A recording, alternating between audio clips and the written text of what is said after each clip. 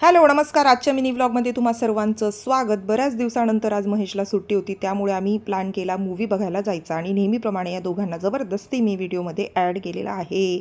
तर इथे थोडंसं थिएटर वगैरे मॉल दाखवण्याचा प्रयत्न केलेला आहे. त्यानंतर इथे आतमध्ये एंट्री केल्यानंतर चालता चालता माझे तर पायच दुखून आले, कारण लिफ्टचा यूज न करता आम्ही पायऱ्यांनी चालत आलेलो होतो इथे वरती.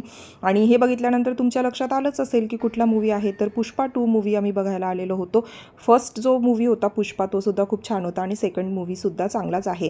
दुपारी घरी गेल्यानंतर जेवण केलं, आराम केला आणि आता संध्याकाळच्या वेळेला डिनर प्लॅन होता, तो सुद्धा बाहेर जाण्याचं. तर एकाच ठिकाणी भरपूर अशा व्हरायटी मिळतात, असं नेहमीचं आमचं ठिकाण.